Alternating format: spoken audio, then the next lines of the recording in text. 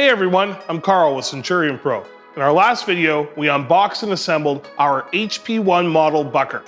If you need help assembling your HP1 bucker, please watch our previous video by clicking on the link above or in the description below. In today's video, we're going to take a look at a completely assembled HP1 bucker, who it's best suited for, its key components, and electrical requirements. Let's get to it.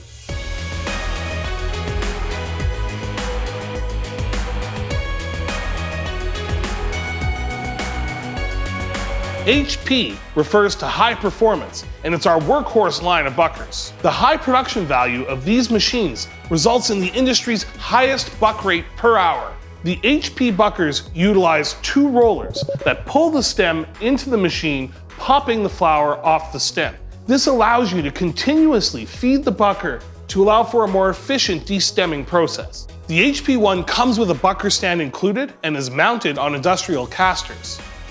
An off-road wheel assembly kit is also available upon request. With 5 hole sizes, the HP buckers will accept wet and dry stems up to 3/4 inch in diameter. The HP1 runs on a 0.75 horsepower gear-driven motor and includes variable speed control for unsurpassed quality and versatility. This means both wet and dry products can be processed with ease. It's important to note that the variable speed control settings come preset from the factory, so you shouldn't have to adjust anything except the variable speed control knob itself. All the other settings should not be adjusted without first consulting a Centurion Pro rep. The system is easy to set up, and it's made of stainless steel and anodized aluminum, so it's as robust as it is easy to clean. When running product through your HP bucker, it's always important to use the smallest hole that your stem will fit in.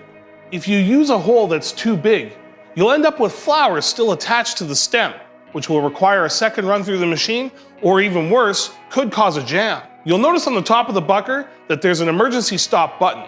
Once triggered, it'll cut off the power and immediately shut down your machine. The electrical requirements for the HP1 are 5 amp on 120 volt or 2.5 amp on 240 volt. The HP bucker must also be used in conjunction with a properly grounded receptacle. Never plug in or run your machine if the safety shrouds have been removed. Also, when using an extension cord, never use anything longer than 25 feet. And avoid using unrated extension cords, as they may cause overheating or premature failure. We just covered the overview of your HP1 bucker. Now, it's important to go to our website, register your warranty within 30 days of purchase. Also, don't forget to subscribe to our channel for other great videos that'll help streamline your operation. Make the most of your bucker purchase. In our next video, we'll cover how to organize and prepare your product to create an optimal bucking workflow for your harvest. If you still have any questions or issues related to your HP1 bucker that we haven't covered in these videos, please reach out to us at techsupport@cprosolutions.com. Thank you for watching and happy harvest.